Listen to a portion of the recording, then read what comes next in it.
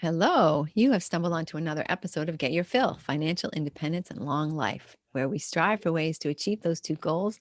And we invite our friends on to help us. And Ruby Bonilla, who is going to be joining us today, is not just going to help you on the phone or on your podcast, but she's also going to help you at a great event that she has coming up. So, Ruby, thank you so much for being with us today. And I want to ask you just to tell us a little bit, to do your intro.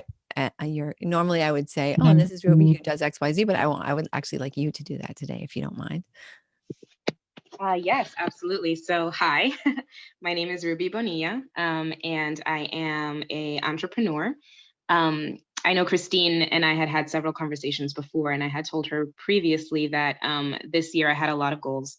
And one of my goals was to leave the workforce and to focus all of my time on my business 100%. Things didn't go exactly as planned because of COVID and so many different things that kind of just came out of nowhere. But thank goodness we were actually able to stick to that goal. And as of September, I am currently self-employed, and I do all of my my own contracting work and my own business as well. So what I learned this year was just that there's such a wealth of information out there, and there's so many people who know what to do. There's a lot of people who have done this before, and typically people are willing to share the information, but it's just difficult to find. So what I wanted to do was to sort of gather all of these really impressive people together and just share the knowledge with each other and just kind of learn about, for instance, for me, how to quit your job, or how to purchase a first house, or how to, establish good credit and things of that nature. That the information is out there, but I don't know that there's a place where people come together to share everything that they know with the people who do need that knowledge. So that's the current project, and yeah, we've started collecting speakers, and we are launching the event on a January 29th. It's a 3-day event, so it'll be January 29th through January 31st. And we're very, very excited to see, what we can learn from each other, and what we can teach as well. Oh, that's fantastic. Congratulations, first of all, on joining the ranks of the entrepreneurs and Thank you. it's a big step. And I agree. There are so, and the thing is, like, if you knew, oh, I need to learn about credit, then you could probably go on there and find that information. But I think when you're just starting, there are so many things you don't even know that you need to know. And Right. so you don't have to have a lot of trial and error. It's great that you're bringing everybody together to do that. Was that your initial inspiration? Was just your own journey, or?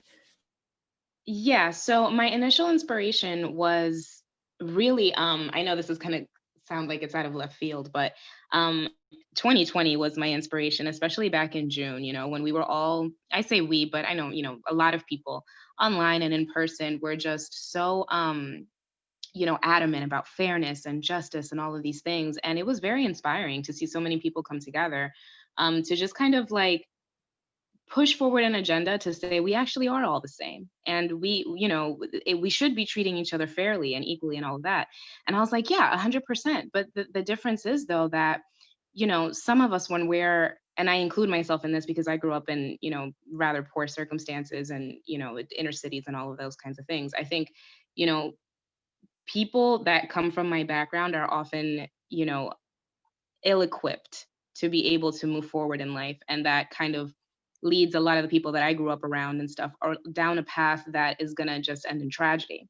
And so for me, when I was looking at everyone kind of stand up and say, actually, no, these tragedies are not okay, I was like, yeah, you're absolutely right. They're not okay. But what can we do? We can't force government's hand, but what can we do personally to make that change? And I think the change has to start with financial freedom. It absolutely has to, because, when you look at crime and you look at poverty, they walk hand in hand, and we can't ignore that. And for me, it's not. It is the underlying motivation of most of the things that I do, to bring financial freedom not only for myself but also for my community, because I know what a difference it makes when you are financially free, or when you're beholden to a sort of lifestyle that doesn't allow you to make the moves that you need to make in order to make sure that you're safe, that your family is safe, and that you can just kind of keep yourself away from situations that will end up in in just it's all bad. So for me, I just looked around and I said, wow, like this is just so sad. What can I do to help? And I think what I can do to help is to share the knowledge that I learned, and hopefully it leads to tangible change. It's true. That's fantastic. And congratulations on kudos to you on that. I mean, a lot of people looked around and said, gee, this really sucks, but well, not nobody, not many people were as proactive as you to say, like, what can I personally do right now to help my community, to help people who are not, because it's not even just financial freedom, it's financial education. I Oh, mean, I remember absolutely. when I was young, and so this is going back, I want to say this is going back like 25 or 30 years. I used to work at a cable TV company, a cable like Comcast type of place where we brought cable to people's homes. And the guys would tell me the stories about the houses that they were going into to install these premium cable packages. At that time, imagine 30 years ago, $250 a month on cable television. Wow. And you just think, man, if you like 6 months, right? Oh, Take 6 months off your cable and put that money into an account and into a bank, and you're just going to change your entire life. They'd take the cable box off and the roaches would come running out. I mean, these people are just living in really squalid circumstances, but they've got that premium television package because they don't make the connection. They just don't. And obviously you could say, well, they could find out or whatever, but you're when you're brought up into an environment and you just kind of feel like this is your lot. They say, oh, they're the 1%ers, they're the other guys, that's not my life, I can't be like that, when of course we know if everybody can be like that. But 100%. Yeah, and it's the unknown unknown. It's like, how do you even know what to ask? Um, I always go back and kind of giggle at myself a little bit. The first time I ever checked my credit score, I think I was 22. And it was like what was it, a 520? And I was like, oh my God, I'm middle class. That's like in the center. I've made it. I was like, out of 1,000 or something, that's perfect. That's like a 50%. It's only up from here, right? So I was just so uneducated with the things that I needed to know to even begin, like, such a small thing with which is credit repair.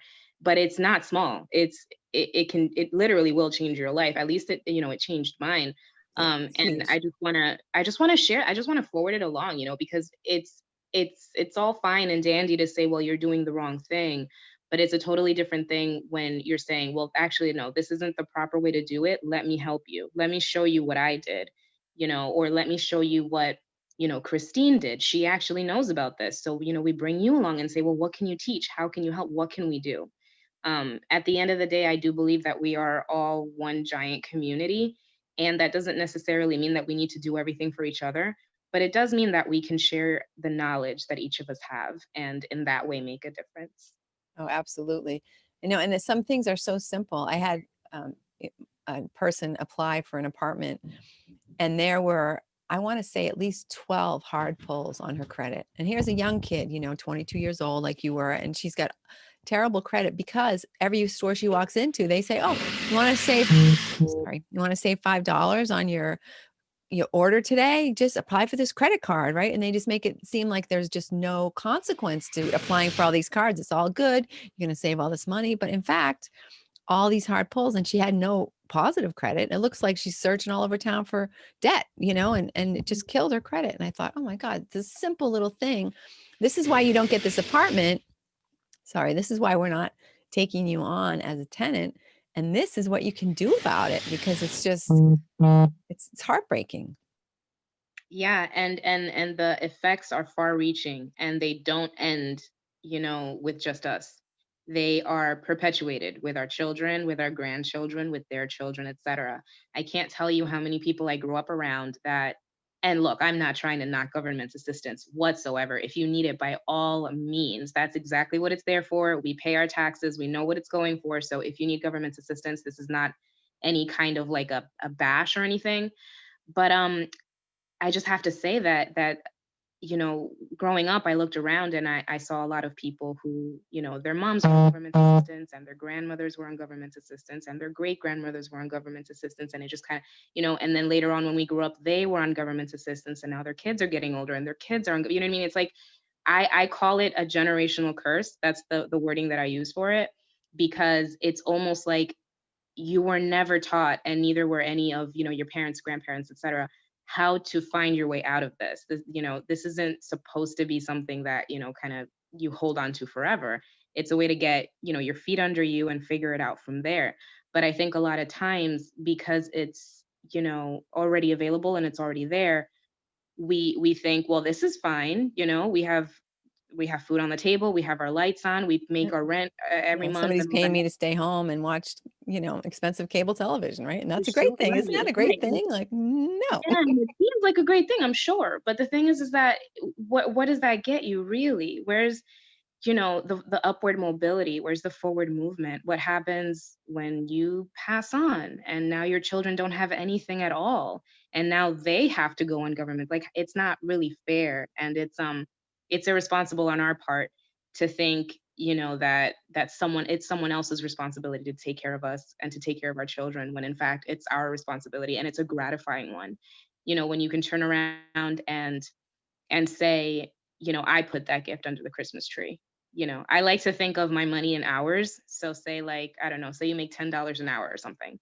And you spent $20. So that's 2 hours of your time. So that's how I like to think about it. So when I turn around and I give gifts to my nieces and nephews, I'm like, wow, I was able to spend 4 hours on getting you something that you deserve because you're such a special kid. It's a different level of pride. It's a different level of happiness when you know that it was your own kind of blood, sweat, and tears that made the things around you happen for yourself and for your loved ones. And not only that, but there's only so much that you can do and only so far that you can go when it's someone else footing your bill. But when you're your own supplier, there's no limit. You can work as much as you want or as little as you want. You can change your own life rather than having someone else keep you at the same level you've always been at. And I think that's really important. Absolutely. And I don't think we talk enough about how much of a trap that public assistance is. I used to work with a girl. She, had an unfortunate situation. Her boyfriend abandoned her when she was pregnant and she had the baby. And, she was grateful at that time to have the government assistance. But then she wanted to get off of it. Like, they sent her to school and stuff. And she said, okay, great. Now I've had this education and I want to use it in the workforce. And they're like, oh, okay, you got a job now? Well, that's it. We're cutting all your benefits. Like, well, I still have a child who has no insurance. You know what I mean? I'm only working 10 hours a week or whatever, just to get myself better. And she actually, because she was so determined to get off of public assistance, she had to move back home with her parents. And luckily she had that option. But it's just so hard. Why make people work so hard? Why don't think about it. If this person is not making enough money to, and like right now, for example, places like Lowe's and Home Depot and a lot of these places that have minimum wage type earners, the people are making more money on unemployment. They can't come back to work because Right. they are making $600 more a week or a month or whatever on unemployment. It's like, what's wrong with this picture? It's just Yeah, it's almost crazy. like the priorities are upside down, Yeah, you know? exactly. It's almost They like want at that some point. dependency. I mean, let's not get all like governmenty or whatever, but if you I call it the dumbing down of America, like, oh, let's make pot legal. Let's make, let's pay everybody to stay home and, whatever. It's just like, y- y- It becomes, I think, I love the way that, I mean, it's very sad, but you use the perfect term when you said it's a trap. Because having been surrounded by it for, well, I'm 30 years old now, but having been surrounded by it for, the first 17, 18 years of my life, it's it's almost taken for granted. That's just what you do. It's almost like I remember the saddest I ever felt when talking about this topic was when I asked a kid, just a kid, like, yeah, you always ask a kid, well, what do you want to be when you grow up, right? That's the question. There's well, what else can you talk to a kid about, right? So I asked this little boy, I said, what do you want to be when you grow up? And he said, well, I mean, just stay home and play video games and the government takes care of you. And this kid was like 9. And I was like, wow, that's horrifying. Like, you should want to be an astronaut or, I mean, even if you don't get to be that, like, you're a little boy, let your mind explore. Or if you want to be a basketball player or a lawyer, whatever it is. Um, it just, it kind of really put into perspective, like, the teaching isn't necessary. They learn just by what's around them. You don't have to tell them that the government will take care of them. They can see that. They can see that that's what they should aspire to. And and of course, look, I am not bashing people who accept government assistance at all. I mean, my family's also needed it. It's just a matter of figuring out what is the goal here. Is the goal not to work, or is the goal to accept the help for as long as you need it, and then move forward to make your life and the lives of your children that much better? And it's very sad because, like you said, it's difficult to move away from the assistance because they kind of trap you into it. It's very sad, and I don't think that it's on purpose. I think it's just the way the system works, and we have to be cognizant of that and be very careful not to fall into the cogs of the machine. Absolutely. And I had a point there I was going to make. And now I lost it.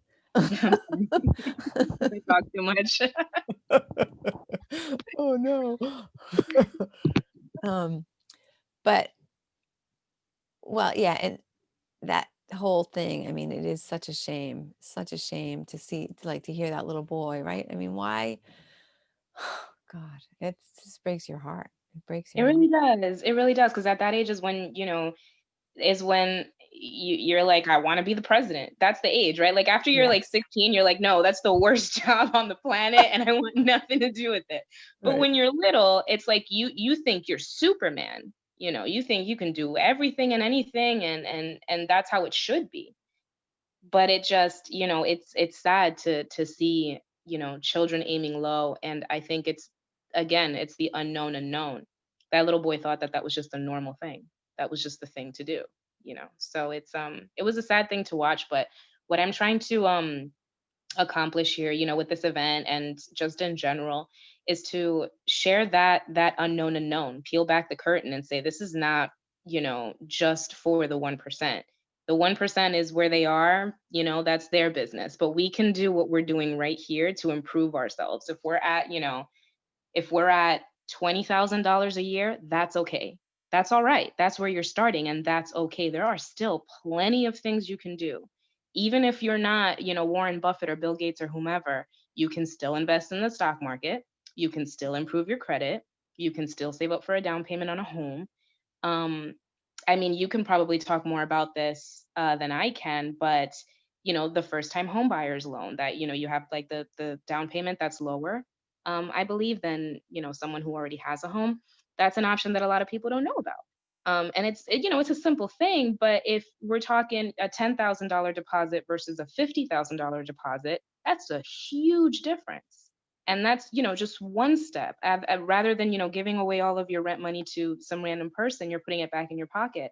That's a huge step towards financial independence, and it's a huge step towards generational wealth, because all of that, it belongs to you and your family now, and no one can do or say anything about it. So it's about pulling back the curtain. It's about letting people know that you are not stuck. You can make a choice, you can make moves. And I just want to, you know, not necessarily be the person, but at least take some kind of action to maybe find the people that can help you learn what it is that you can do wherever it is that you are. Additionally, if there are people who, even do know about all of these things, but they think that they've peaked. No, you haven't. There's always something more that you can learn. There's always something more that you can do to expand your portfolio. So, it's there is always a path forward. And I'll keep repeating this, but like I said, I want to pull back the veil. I want to share with people, you know, what can be done from wherever they are. That there is a path forward, and this is the path, or this is a path, and choose whichever one fits, for you and your family. Ruby, why do you think that you are different? Why do you think that you didn't choose a life where you just were like, hanging out and relaxing and, just working for whatever? I mean, what do you think set you on an entrepreneurial journey, which is not the journey that everybody takes, even people who are not from a, more depressed background? My brother. My father unfortunately passed away when I was 4 months old. So we did grow up in a single parent household, but my brother really, really, I mean, he was 8 and he just, you know how like the dads will say, "Well, you're the man of the house," to make kids feel important. He took that to heart.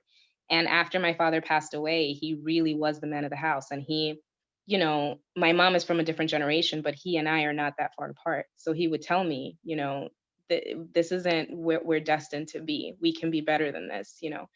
And even if he hasn't always known the ways forward, he has never made us feel like there wasn't a way forward, like whatever needed to be happen. If he needed to move across country to, launch his career, that's exactly what he would do. And he did it. He took risks and took chances, and the chances paid off. And I think as a kid, watching him do those things and watching him struggle with very little knowledge. I mean, mind you, we all grew up in the same area.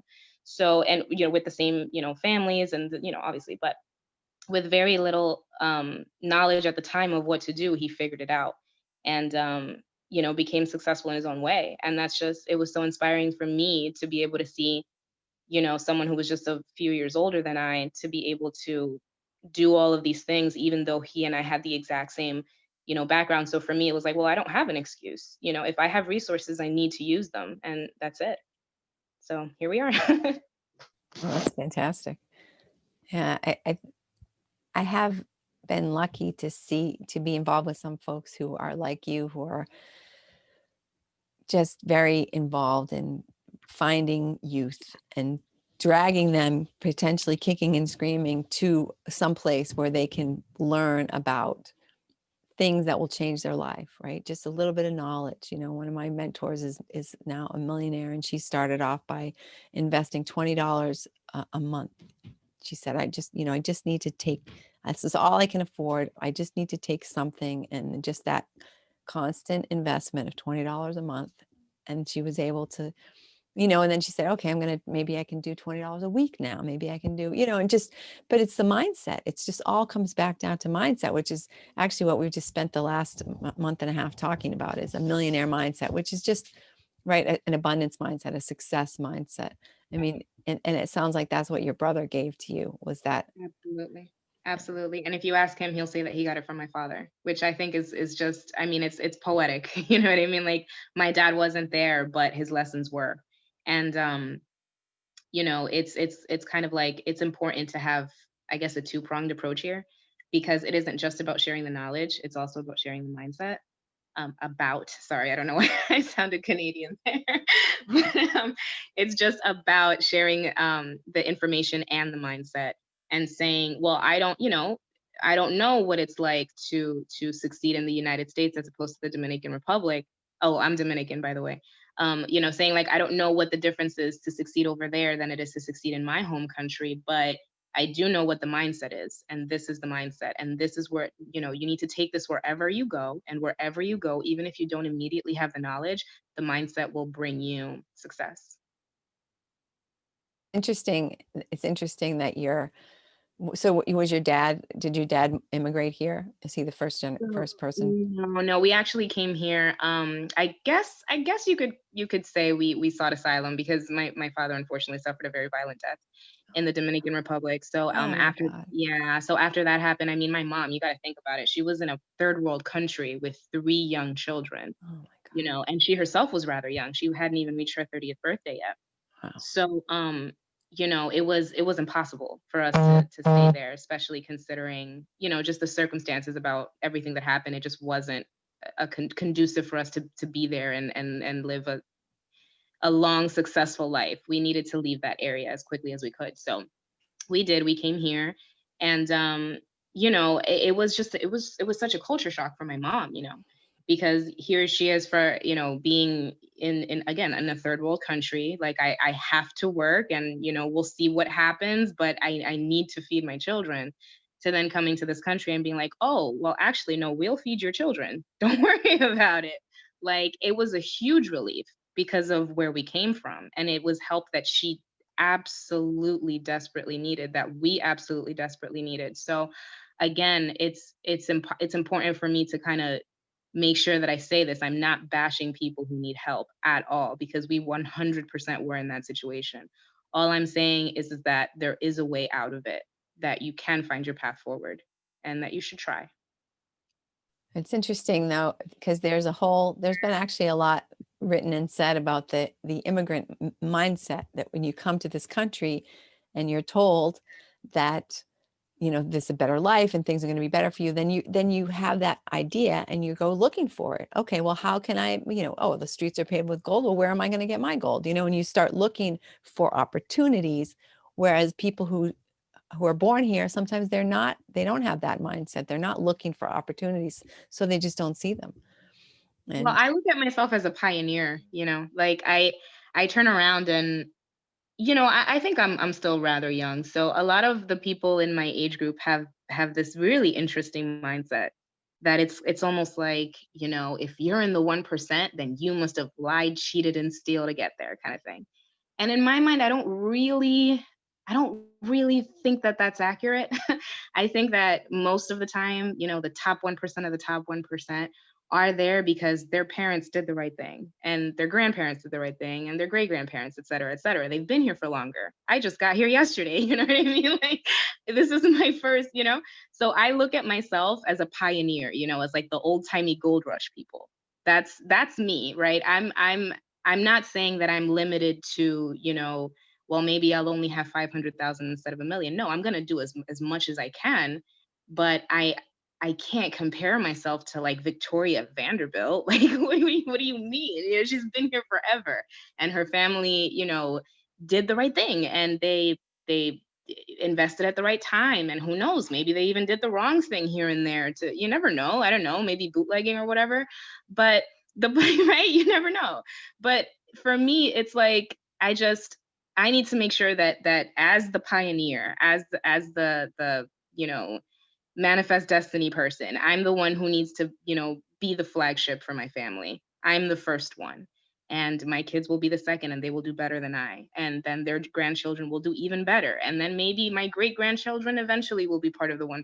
But for right now, all I have to focus on is myself and my eventual descendants. I need to make sure that I start right now, because I don't want to be behind one generation of the other people who arrived here with me. I want to, keep up, and who knows, maybe even surpass.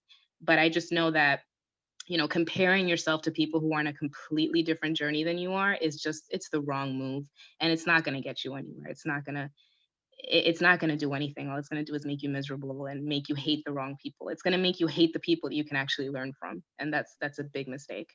yeah, absolutely. And that is part of the trap, right? That, oh, these people have, silver spoon and they lied, cheated, and stole their way to the top. Well, if you believe that, then you're not going to emulate them. You're not going to want to learn from them. You're never going to get yourself out of where you are, because you think, right, well, money's evil and blah, blah, blah, and all that BS, but that's all part of the snare. I just, That's another one, as far as money being evil. I, I hate to keep bringing it back to government stuff, but I just think it's kind of funny, how much people change over the years. In 2016, I was very much into the Bernie Sanders campaign, right? And I mean, I love the man. Like, yeah, he's like a grandpa. You gotta love him, but he has some ideas that are a little problematic, right? So the one that I kind of always had a little bit of an issue with was this villainization of the wealthy people in this country, and that kind of like money is evil mentality. It's just not evil. It's just not. It never has been. It's just a part of life. That's like saying, it's a I don't tool. know. Right. It's like saying food is evil because some people don't have enough of it. Like, it isn't. It's just a tool. It's a way that you can get different things in life. That's all it is. Um, I'm not 100% sure where I was going with that, but I think like the funny part to me now is that I look back on, and this was only 4 years ago, right? I was 26 years old, and I'm like, geez, how much my mindset has changed. Like, just by taking the reins, and instead of controlling how other people, live their lives, or how other people, obtain their wealth, to only focus on mine, because what they're doing is immaterial. It doesn't affect me in any way. All I can do is work on my business and pay my taxes. That's all I can do. And then after that, it isn't they're not coming for me. Like Jeff Bezos is not my enemy. On the contrary, I feel like Amazon has made my life so much easier.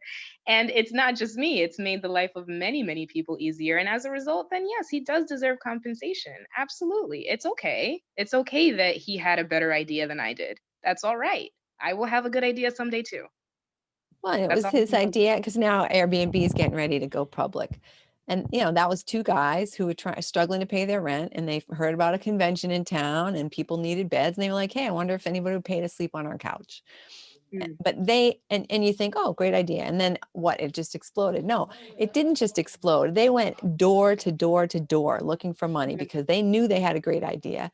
And they, busted their butts to try to find somebody who could conceptualize of it. Like, who the heck is going to pay to sleep on somebody's couch, right?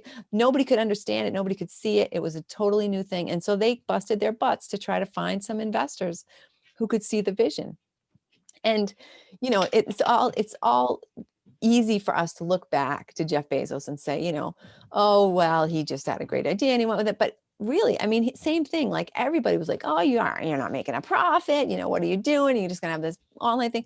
He had a vision, and he had to bust his butt to let other people to see that vision so that he could get the money he needed so that he could grow the company the way it needed to be grown. I mean, Airbnb, Amazon, it could still be some little tiny company, except that these guys were just like hammering it and saying, you need to, look, here's my vision. You need to see, you need to get inside of my head. And, I mean, it's like you could be saying, oh, wouldn't it be great if there was this thing, and I want to have this, wouldn't it be great if there was a place where people could go and learn about finance, and and like, no, you said, I'm going to make this summit and I'm going to sell, I'm going to get other people excited about it, get this idea out there, and then, right, that's how things happen, right? That's how ideas turn into millions of dollars. absolutely. And then another thing too, and I love that we're kind of on Jeff Bezos, because he's just I don't obviously know anything about him as a person, but I think that the way that Amazon grew is just, I mean, it was a bookstore. You know what I mean? Like, I remember when I was in college, my freshman year of college, I was looking at Amazon to find, my books. And then all of a sudden there was like toothbrushes. And I'm like, what? Why are you selling toothbrushes at a bookstore? And it's because it was never supposed to be just a bookstore. You know what I mean? Like, it grew from being very specific to something that everyone in the world needs. And it's just, I mean, not everyone in the world, but everyone in most people use. How about that? It grew from something that it's like, well, yeah, if you need a book, instead of going to Borders, why don't you just get it on Amazon and it'll come straight to your house, etc. But it's about that flexibility and being able to not just be a book retailer. Now they sell literally everything. So having that flexibility and not being afraid to grow and change as as the world around you grows and changes as well. Absolutely. And it's interesting because, well, I mean, I could go down this huge rabbit hole, but remember the Mayan calendar? Do you remember all Yes, that? I do. Yeah. So the thing that was, sorry, hopefully the editor will cut out the drilling. um, the thing that was supposed to happen on that day when everybody thought the world was going to end was that we were going to go from that level that we were at, and we're going to go up to another level where basically everything was going to be that much faster. And it Mm, is that much faster, right? The things that you can, everything, life is that much faster, right? You can dream about a book in the morning, you can have it on your doorstep in the afternoon. And the same thing with creating wealth and creating big companies and things like that. Everything is just happening faster. And uh, so we have to be careful. I feel, sorry, we have to be careful where we focus our energy, because we're manifesting good things as well as we're manifesting bad things. So the more worried we are, the more focused we are on bad stuff, right? The more of it we get.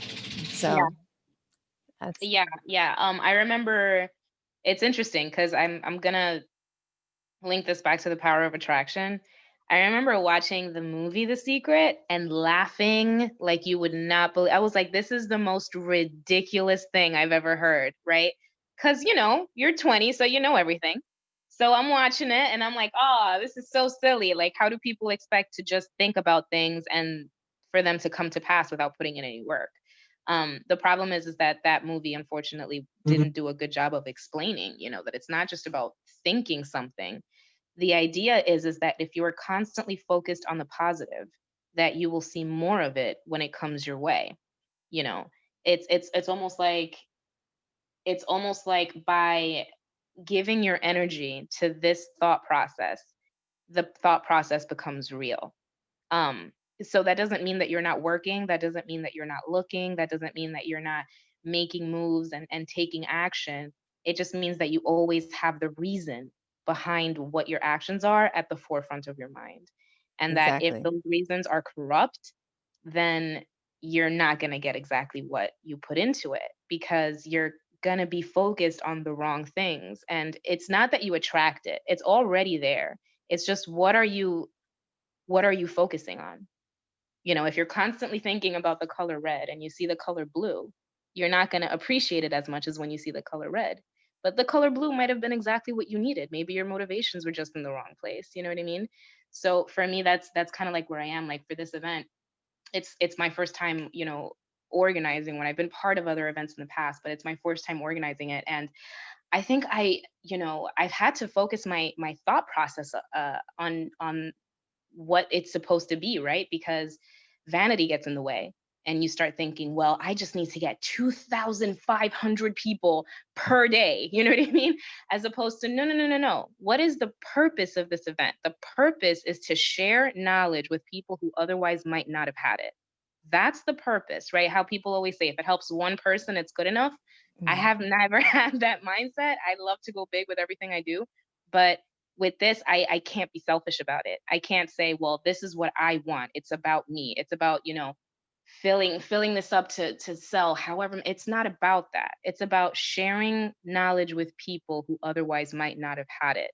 That's the goal and that's the focus. And I found that when I started focusing on that and that started being my intention, my stress and anxiety level over doing something so new just shrunk and diminished so very much because it was the right motivation. And so now I kind of feel like in some way I'm sort of like a vessel only of this greater motivation, right? The motivation is pure, therefore the event will be successful. You know what I mean? Because you're doing it for the right reasons. And it's about redefining, to me at least, it was about redefining what that success meant to me. Because, you know, it becomes a numbers game, especially like, for me, I'm an entrepreneur. So for me, it's like, well, if I'm not getting, this gigantic money turnaround, then I'm just wasting my time. But in actuality, not really. Not really. You're not really wasting your time because you're learning with every single step that you take. And what looks like a failure today, or what looks like maybe a smaller success today, will be something that you look back on tomorrow and say, thank God that happened when it did. So that now, that it's 5 years down the road, I know what not to do.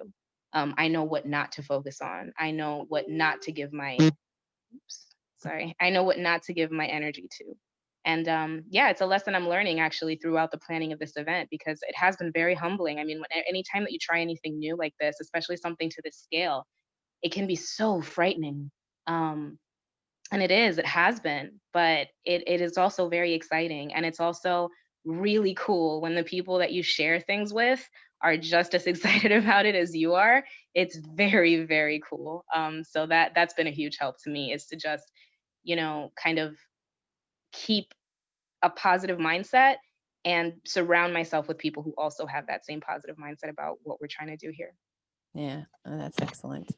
And it's, well, and you were talking about the secret and the power of attraction, things like that. I mean, you're right. One of the things that they made it look like you could sit in your chair and act like you're driving a car and the car is going to pull up into the driveway. But obviously it's more than that. It's that you think, oh, I want this thing to happen, then all of a sudden it's like we were saying with the immigrants who were told that there was opportunity here, they're looking for that opportunity. When Mhm. you know how you want something to go, you know what you want to happen, you're looking for ways that that could actually happen. And that's, I think, if you take all the mystery and the manifestation out of it and you just focus on the logic of it, right? It makes sense that if the thing that I'm most focused on is this, this event succeeding, right? You're going to be looking for ways to promote. You're going to be looking for opportunities. You're going to be wanting to tell people about it because it's foremost in your mind. So, I mean, there is the whole manifestation part of it, but if you don't even think about that, there's still a lot of logic. Absolutely. Absolutely. And so for me, like it's one of my least favorite films, The Secret, because I feel like it took such an important truth and made it look silly. Is that weird? Like, am I offending people? Are there people who love that movie? I'm so sorry. Well, I wonder if you watched it again, if you would see it differently, because I do. Mm, I've noticed that I have watched it more than once, and things that and the same is like reading Think and Grow Rich and things like that. Where you are and who you are when you encounter something impacts how you encounter it. So, oh, when I read Think and Grow Rich now, I'm like, oh, where did this come from? You definitely. know what I mean? Like, this wasn't here the first time I read this book, things like that. It really amazes me how different it is. And the same thing happened when I watched The Secret again. I'm like, well, that's weird. I never saw this part before. I thought, gee, I wonder if I dozed off during the film the first time I saw it. No, it's perspective. It's perspective, and it's funny because I feel like sometimes people try to teach you something, and there's no way for you to actually learn it until you learn it. Like, so until you've taught it to yourself or until life has taught it to you, it becomes really difficult to accept it from different sources. And that's actually something that I'm working on because, the older I get, the more I'm like, what is it like? The more you know, the more you realize that you don't know anything. So the older I'm getting and, the less, what's the word? The less, I guess, I don't know, anti-humble. What's the word for that? Proud. The less pride I have and I got everything figured out and no one can tell me anything. The more I realize that my life is actually getting a lot better. Like my relationships are better and my money situation is better and my business is doing better, and even interpersonally, like I like myself more now because there's not so much pressure to be something that I'm not. It's just about doing the best you can with what you know and what you have today. And yeah, it's humility. It's life humbling you over and over again to say take it easy and relax because you actually don't know as much as you think you know just yet, but you will learn it. And I think that once life teaches that to you, you can then go back and look at those things that you were like, this is stupid, and then say, actually, no, this had a very profound truth that I wasn't in a position to accept at the time. And what I'm hoping, with this event as well is that the people who show up to accept the knowledge are the people who are in a position to receive it. Because, if you have 100 attendees or you have 10,000 attendees, I would rather have 50 who are in a position to accept what's being said, who are in a position to receive the knowledge, rather than to have 10,000 people there just for show. And it goes back to the intention. The intention isn't to, be the next TED talk. The intention is to have the people that are sitting there learn, accept, grow, and change their lives. Yeah, and that's beautiful. That's a beautiful sentiment and a great focus for it. So talk me through how you expect, like if someone who's listening, and I'm sure there are people who are listening who are thinking, wow, I really want to, take control of my own financial future. Where can I go? What am I going to learn? What's going to happen? Can you just talk us through like how you envision people's experience being when they kind of arrive at the virtual convention? Sure, yeah. I mean, there are um quite a few different topics, and it really just depends where you are. Like, I mean, we have everything from how to save your first $1,000 to how to become, a real estate investor as a landlord. Like, obviously, these are two very different tracks for people who are in two very different parts of their journeys and two very different parts of their lives. Um, but both are equally important because both have to do with growth. So the way that I would hope that people take this is I'm here to learn as much as I can, but I'm going to implement what I can implement where I am today. I'm not going to wait until I have $75,000 for a deposit for, a multifamily property. I'm not going to wait for that. Today, I can save $1,000 by implementing the things that I learned at the summit. So today, that's what I'm going to do. Right. And the ticket price gives you access to absolutely everything within there. So it's not like, I'm only going to take the classes that apply to me. I would encourage people to take as many classes as they possibly can, because even if it doesn't apply to you today, it will apply to you someday, or at least that's the goal here, right? The goal is to get you to a place where you can start thinking about those kinds of investments and where those kinds of investments make sense. So that's kind of like what I envision. I envision people gathering as much data as possible and starting exactly where they are to make the positive changes needed to see that sort of financial growth in their own lives. Yeah, that's great. Because you're right. I mean, there's something, the book that I'm writing right now, it's based on something that I heard, oh gosh, I think like 8 years ago. And at that time, it just made a little, it made a little like, oh, make a placeholder right here in the back of your mind. And now Mhm. I'm ready to bring it forward and ready to teach people about it. And it's if we can do that, right? If we can do that through the summit and just plant little seeds that might, maybe they'll take 8 or 10 years to grow, but then you're like, oh, I remember that person at the summit was talking about this thing. And now I know about it, right? So now I can go and research it, because once you know things exist, sure, then you can get out there and find that knowledge in more detail. And not only that too, but also, like we were saying before, you listen to something when you're at one point in your life, and then when you're in a different point, it means something totally different. So you're gathering knowledge every single day. So the knowledge that you gather from the summit might not mean anything at all to you today. It might not even seem important. But the more, I mean, I doubt it. We're talking about pretty important things, but it may not seem relevant right away. So for instance, one of the tracks is about early retirement, right? So for me, retirement is just so far down the road that I'm like, I'm not even really thinking about it. So to me, it might seem irrelevant today, but it won't be irrelevant forever.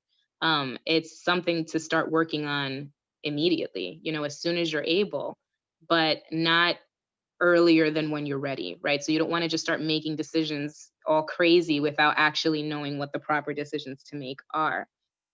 So this is kind of like to tell people the data so that when they're ready to make that move, and when they've also gathered information throughout their lives that they can supplement um, what they've learned with, that they're just in a better position. And I'm actually glad to be talking about this with you, because it's helping me even in my own head, like refocus, like, yes, this actually is what we're here for. We're not here for the numbers. We're not here for, it's my first event. So obviously it's going to be very nerve-wracking and all of that, but we're here for a bigger purpose. And if you can, well, I can, if I can, if I can focus on that, it won't be so scary. So I actually thank you for letting me talk about this, because it's important for me as well to remember that I'm also here to learn. Learn from you guys, the speakers, but also learn from this experience, and hopefully it can be an annual thing, and we'll just keep growing and teaching people as much as we can, so that because the thing is that there's no, like, this finance is not a zero sum game, right? It's not that if I win, that must mean that somebody else is losing. The more we win, the more the other person wins, right? Like the more we can contribute, and the more that we can kind of put forth towards the economy, and just like um the collective success of ourselves, of our group, of our families. Even you could even go so say the success of the country if you want to go super big. But just like even just locally, the success of yourself and your friends and your family is a good thing. When one of you succeeds, all of you succeed. If you choose to view it that way, or you could choose to view it in a different way and say, well, that person's winning. What did they do? Why can't I have that? You know, poor me. Well, they have a silver spoon, but you have no idea what it took for those people to get to where they are. But and that's okay. You don't have to know what they did. All you have to focus on is what you're doing. Does that make sense? Absolutely. And that's it.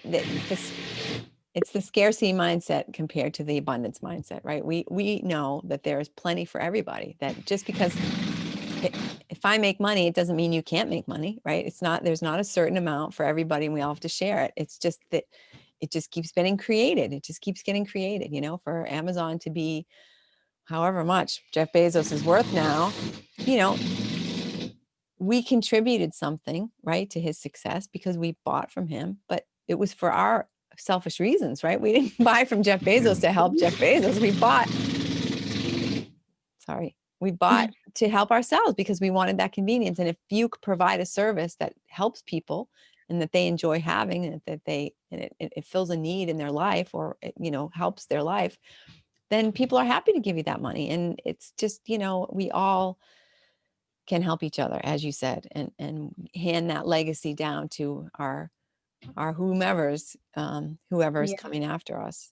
Yeah, and I think and I don't know, maybe you'll tell me if I'm off base here. I don't have children yet, but I think that the most important part is passing that along, because I mean, and I've never understood it, and maybe I will someday, but I've never understood, like, these people that make all this money and have such, like, an amazing success in life and do so well, and then they go, I'm not leaving anything to my kids.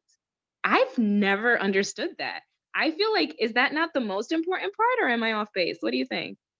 Well, I guess at the end of the day, it depends how you feel about your kids. I mean, and I mean that sincerely, because if you've given them too much and they're brats, and and you really feel like they're not going to make their own way, they're not going to be able to make their own way without me doing Mm, everything for them, then you think maybe you're doing them a favor by making them start from scratch. I mean, they're just going to hate you for the rest of their lives. But I mean, more than money, you want to give them the mindset. You want to give them this knowledge that they can be, do, and have anything they want if they just focus their mind and they do things in the certain way, right? mm. So that's the legacy. No matter what happens to you financially, if you can give your children that legacy, then they can create their own wealth, and it'll be okay. Well, I mean, I definitely agree with that. Kind of like how we were talking about earlier, the legacy that my dad left was so strong that even at 8 years old, my brother remembered it and, passed it along to me. I never met him, but here I am going to pass it along to my children whenever I have them. And, that's necessary. Wouldn't necessarily have happened with money. At any point, that could have gone any which way. And I mean, also, and, if the Dominican Republic is a very poor country. So he didn't have that to pass along, but he did have this to pass along. And I'm going to share it with your listeners if you don't mind. One of the quotes that I first heard my mother say it, and then I heard my brother say it. And I'm like, where are you guys getting this from? And they finally told me, your dad used to say that all the time. And the quote is this: money is everywhere. All you have to do is find it.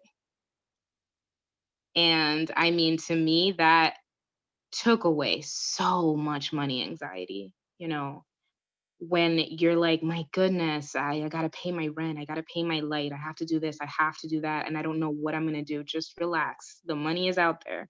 All you got to do is find it. So, from that mindset, I mean, when I tell you that when I was trying to quit my job and save up enough money to do so, the listeners will listen, will learn about it if they choose to attend the summit. But when I was doing all of these things to figure out how I was going to quit my job and jump into my business, that was the quote that kept playing over and over in my head. The money is out there. All you have to do is find it. So I would do deliveries. I mean, I was doing Uber, I was doing Lyft, I was doing, Amazon package. So I'm telling you, anything that I could do to make $20 more into the savings, $50 more into 500 more into the savings, whatever it took, it was getting done, because the money was out there. And I can't, tell myself, oh, this is a dream I have. I want to quit. I want to quit my job. I want to quit my job. But then not do anything about it. When I know for sure, because my dad said that the money was out there, all I got to do is find it. So having that, mentality has really been helpful for me. And it's like you said, it was more valuable than if he would have handed down $500 or $5,000 or $50,000. That mentality is so valuable that it helps me, find my own way. And that's priceless. Absolutely, absolutely. And I mean, they say the best thing you can do for your kids is give them self-confidence, and that's part of that, I think, to know that they can support themselves. I mean, all the people I know who have been very, very successful, they'll all say to you, if you took everything away and just left me on my underpants in the middle of Wall Street, I would, in a year, I'd be a millionaire again, because I Mm. know how to do it. I have the mindset, I have the ability. And like you say, I know the money's out there. I just have to find it, and I'm going to find it. You've got that goal. You have a goal, and you believed in it, and you made it a reality. Congratulations. Well, thank you. I mean, look, with COVID, it was very timely and very scary at the same time. I remember laughing out loud when they said, we're gonna give $1,200 check. First of all, I was like, no, you're not. I didn't believe it for a second. I was like, I didn't believe it for a second. And then when they finally came, I was like, look, this is great, for people who are having a difficult time, making ends meet and stuff like that. Yes, very necessary. Great. I'm glad that it went out there. But at the same time, this is such a weird time. It's such a strange time. I wouldn't have had the idea to have a virtual summit if it wasn't for COVID, because right now nobody can meet. We can't see anyone. And all the things that I've learned throughout all of this is so much more valuable than a $1,200 check. Like, the fact that COVID forced our hand to figure out different ways of being, different ways of meeting each other, different ways of hanging out, different ways of doing business, um, is much more valuable than whatever the government, gave us with the $1,200 check. And it's not that it didn't help. It's just that, there was more to learn from COVID. There is more to learn from COVID. It's not over yet. But just being in that mindset of being receptive to change and being ready to learn and being ready to continue to plow forward. Even if you have to change direction, you don't stop. You keep going, because that's what we all had to do this year. And I think, as individuals and as a country, I think we've all done pretty okay with with weathering the storm. And yeah, but it's not just about surviving, it's also about thriving. And I think that the people who've been most successful, I mean, I could be wrong about this, but I thought I heard someone say or I read somewhere that there were more businesses started in 2020 than there were in 2019. And in 2019, we didn't really have much to worry about as far as COVID. And in 2020, we absolutely did. And yet the people who were ready mentally to make those changes made them. And that's really inspirational. And, it kind of just tells me that whenever things look the worst, that's when the people who are ready really, really shine. Yeah, it's interesting that you say that, because, I mean, as bad as I know, a lot of people have had a lot of hardship, and a lot of bad things have happened for them and stuff like that. The majority of the people in my circle are saying that this was like their best year. For a lot of, some of them because of focus, because they had more time, because they had more whatever. Because it forced them to think about their business differently. They had to, quote unquote, pivot or whatever. And so they've really changed their whole business model or their mindset or whatever. And they see this. I mean, obviously, you don't want to say, oh, it's a great opportunity because people died and that was horrible, and all that. But as you said, for people who were ready, for people who had the right mindset, they said, oh, what's happening? Okay, how can I shift it? How can I make this? For me, it was great. I'm getting, as you can hear, I'm finishing my house. I'm getting a lot of work done, and have had, I probably, just from a financial perspective, I think I made more than twice this year than what I made last year, which is amazing, and that, and not just that, right? Starting things, projects that I had put off or had just, that had been out there, and just, I hadn't been able to tackle them. But it's just interesting. It's all mindset. Well, and I'll tell you this, if it hadn't been for the working from home thing, I don't know that I would have been able to, do what I was able to do this year, which was, the goal I mentioned earlier about quitting my job and going fully into the business. Because working from home gave me opportunities to be able to, I didn't have an hour commute in the morning, and I didn't have an hour commute in the afternoon. And I had an hour break at 12 o'clock that I could actually do something. Like if I was in the office, I would not have been able to do that. I can, answer a client email, 20% faster now, which makes a difference. You know what I mean? Like it's things like that. And it's things like owning your own time, which is something that COVID did for a lot of people. And I mean, it's been a horrible year in a lot of ways, in a lot of really, really terrible and sad ways, but it hasn't been, you know, I want to be very sensitive with this because I've lost people to COVID, and I know that a lot of people listening to have also lost people to COVID, or maybe they suffered from it themselves. And I want to be very, very sensitive because this year was genuinely terrible, but it was not 100% bad. If you were in a mindset and in a space in your life to do your best and to kind of move your business along, so this was the year to do it. Like this was the first year ever in my life that I ever contributed to the stock market. And the reason why is because I remember 2008. I was 18 years old in 2008, and I remember the crash. It was crazy. I mean, everything was on the floor, and I was like, man, I wish I had $200. I was like, this is the time. This is our 1930. This is our depression. Now is the time that if you have $20, you put it all in there because we will recover someday, and that money is gonna, it's gonna grow. So when Absolutely. COVID Smart. hit and everything was crashing again, I was like, now's the time, now's the time, now's the time. So I was like I was waiting for that $1,200 check. Like you would not believe. I was like, it's coming, now's the time. I can't let it go, but the check took forever. So I was like, forget it. I'll just use my own money, because it was starting to climb again. And I was like, no, it can't climb. I need to get it at the rock bottom price. So I went in there and I put, you know, a sensible amount. It wasn't a lot of money, but it was everything that I could at the time. I put it all in there, and every couple of months I'll go in there and I'll check, and it's growing, and it's almost doubled at this point because I was in a right mindset. Because, like you said, that little note from 2008, I still had it in the back of my head. I wish I'd had $200 in 2008. Well, I have it now. If this is all I have right now, this is all I have right now. But I'm gonna put it in, and some people put 2,000 and 10,000 and 20,000 and 100,000. And that's okay. I didn't make $200,000 off the stock market, but that's because I was not in that place. That's where they were. And that's okay. I took advantage of where I was at the time. And, it's it's like it's about, learning from the opportunities that you miss, or the opportunities that you're not ready to take advantage of, so that when things do come around again, even though again 2008 was a horrible year, 2020 was a horrible year, but if you were in the right mindset, you can still make something horrible really, really work for you. Absolutely. Yeah, it's interesting. Yeah.